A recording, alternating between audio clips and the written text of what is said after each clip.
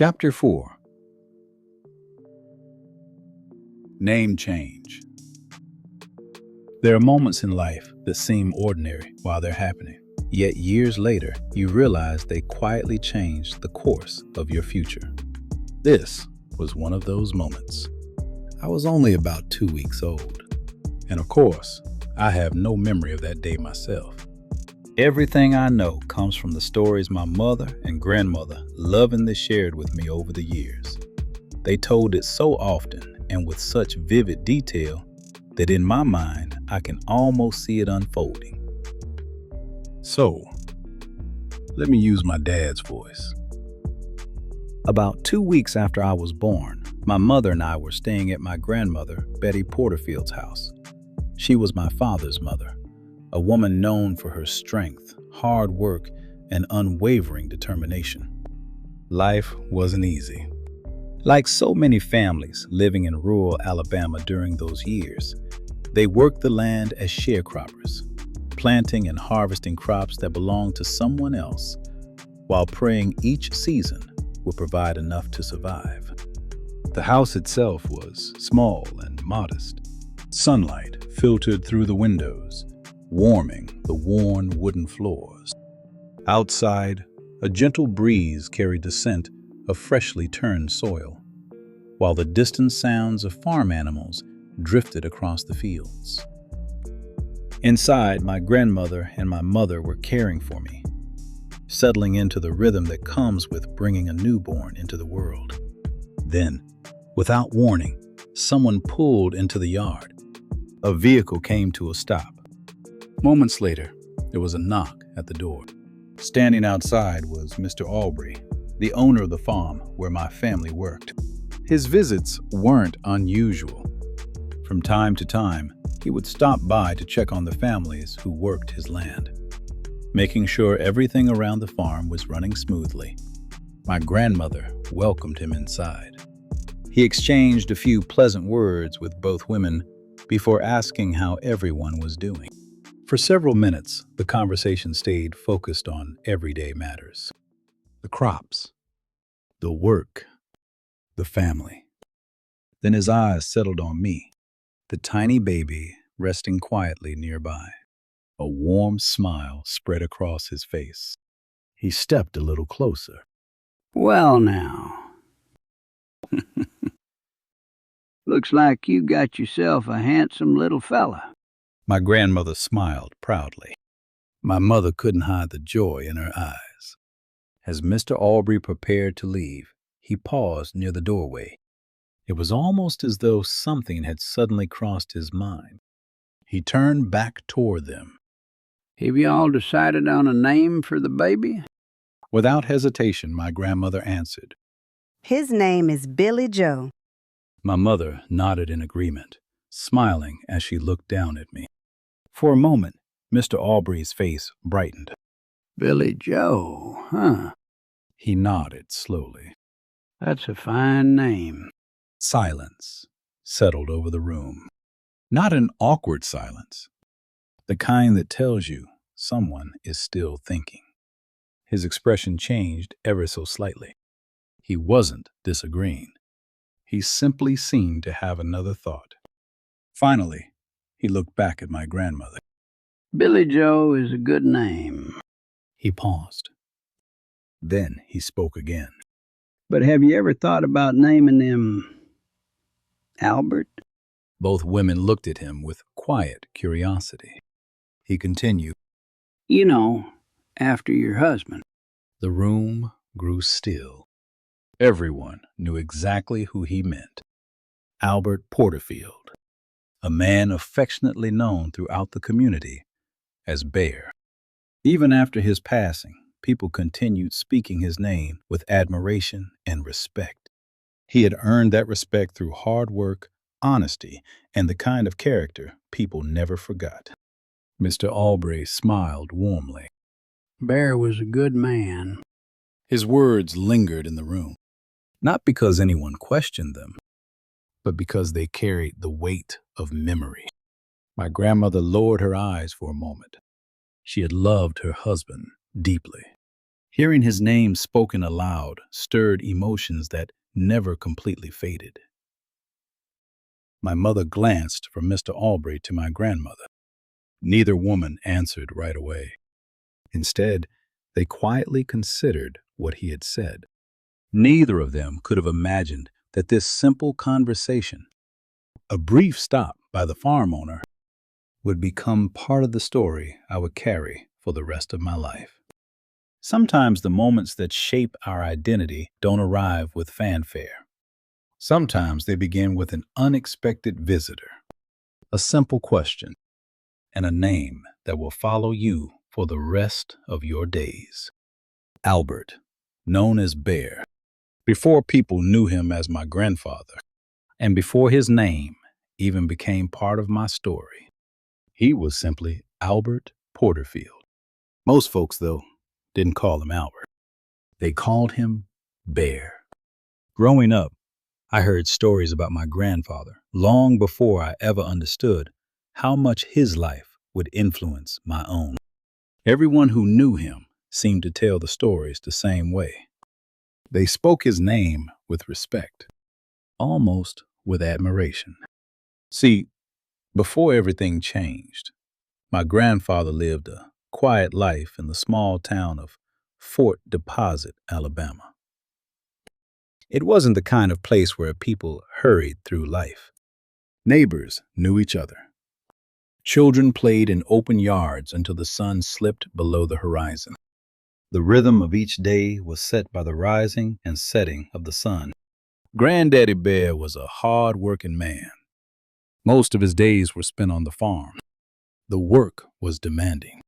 Long hours, hot Alabama summers, hands rough from labor, but he never complained.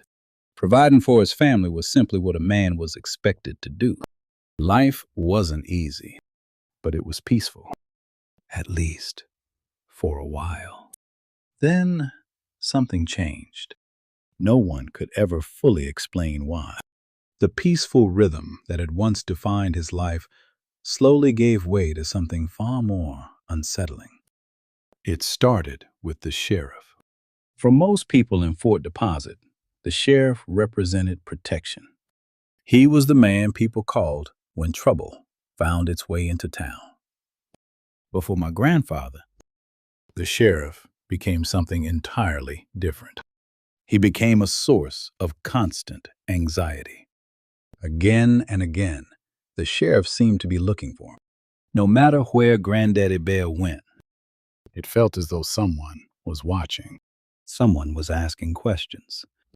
Someone was searching. The strange part was, no one seemed to know exactly why. As the weeks passed, whispers began moving through the community. Quiet conversations took place on front porches, inside country stores, and after church services. And as we all know, rumors have a way of growing faster than truth. Before long, people were repeating the same story. Some claimed my grandfather had been working with the sheriff. Yeah, I think the sheriff and Bear are working together. Others insisted he had given information that embarrassed the lawman after it turned out to be false. Whether any of it was true, no one seemed to know. But in those days, truth didn't always matter. Sometimes a rumor was enough, and one word began following him everywhere: snitch. That single word carried enormous danger.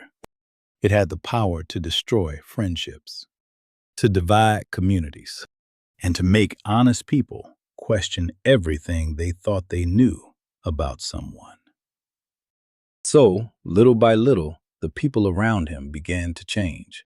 Friends who once laughed beside him became more guarded. Conversations ended when he walked into the room. Eyes followed him. Trust slowly disappeared. I often wonder what that must have felt like. To wake up every morning knowing your reputation was being decided by whispers instead of facts. To carry the weight of accusations without ever being given the chance to defend yourself. Granddaddy Bear had done nothing to invite that kind of attention. Yet somehow, his quiet life had become surrounded by fear, uncertainty, and suspicion. Looking back now, I've learned something about rumors. They don't have to be true to cause real damage. Sometimes the greatest wounds aren't caused by what people know. They're caused by what people choose to believe. And for my grandfather, that was only the beginning of a story that would change his life forever. The confrontation. Everything I've shared up to this point helps explain what happened next. My grandfather wasn't looking for trouble. If there was one thing Granddaddy Bear wanted, it was peace. But sometimes, peace comes looking for you wearing a badge.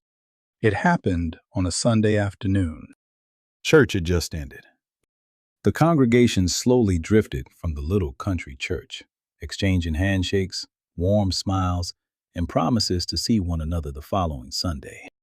Granddaddy Bear and my grandmother left together, their fingers intertwined as they walked the familiar dirt road toward home. The Alabama sun rested high overhead, warming the earth beneath their feet. A gentle breeze rustled the pine trees that lined the road. For a little while, life felt normal again. They talked about the preacher's sermon. They laughed about something one of the children had done during service. It was one of those ordinary conversations that married couples often take for granted. Then, Granddaddy Bear stopped walking. His smile disappeared. Parked in front of the house was a sheriff's car. Leaning against it with his arms folded stood the sheriff, waiting. Even from a distance, Granddaddy Bear recognized the grin stretched across the lawman's face. It wasn't friendly. It was the smile of a man convinced he had finally cornered someone. Granddaddy Bear felt a knot tighten in his stomach. He squeezed my grandmother's hand just a little tighter. Without saying a word, they continued walking. Every step toward the sheriff seemed heavier than the one before. As they approached, the sheriff pushed himself away from the patrol car. He slowly removed his hat and grinned. Well, look who finally decided to show himself. He let out a short laugh. You're a mighty hard man to find, boy. Granddaddy Bear looked him squarely in the eyes. His heartbeat was racing, but his voice never wavered.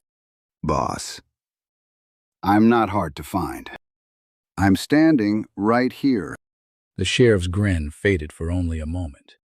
Then his eyes drifted away from Granddaddy Bear and settled on my grandmother. He looked her up and down. The expression on his face changed. Granddaddy Bear immediately recognized it. The sheriff smiled again. Only this time, there was nothing friendly about it. He stepped closer to her. Far too close. Well now, He tilted his head. a pretty woman like you deserves better. My grandmother instinctively stepped backward. She moved closer to Granddaddy Bear without taking her eyes off the sheriff. The sheriff reached toward her. Granddaddy Bear felt something inside him snap. This wasn't about pride anymore. This wasn't about rumors. This was about protecting his wife. The sheriff assumed the badge on his chest made him untouchable. He assumed no one would dare stand against him. What he didn't know was that Granddaddy Bear had come straight from church. Beneath his Sunday coat rested a pistol. For one long second, no one moved. The only sound was the wind brushing through the trees. Then, Granddaddy Bear slowly reached beneath his coat. That's when the sheriff's confident smile disappeared. His eyes widened. Granddaddy Bear drew the pistol. The barrel pointed directly at the sheriff's chest. The lawman's hands shot into the air. His arrogance, swagger, and confidence quickly vanished. Whoa! Whoa! As he stumbled backward, Now, let's slow down a bit. he swallowed hard. This whole thing has just been one big misunderstanding. He took another nervous step backward. Think about what you're doing. His breathing became shallow. If you pull that trigger, He stopped. your life's over. Granddaddy Bear never blinked. His voice remained calm, almost frighteningly calm. Listen to me. He tightened his grip on the pistol. This is the last time He looked directly into the sheriff's eyes. you will ever put your hands on my wife. Everything became still. Even the birds seemed to stop singing. Then, one deafening gunshot shattered the Sunday afternoon. The echo rolled across the open fields. Birds exploded from the nearby trees. The sheriff collapsed to the ground. Silence returned. Only this time, it felt heavier. Granddaddy Bear slowly lowered the pistol. He looked at my grandmother. She stood frozen, tears filling her eyes. Neither of them spoke. There were no words. They both understood. Life had changed forever. Granddaddy Bear had defended the woman he loved, but he also knew the price of that decision would follow him for the rest of his life. And although neither of them realized it then, that single moment on a quiet Sunday afternoon would become one of the defining chapters in our family's history.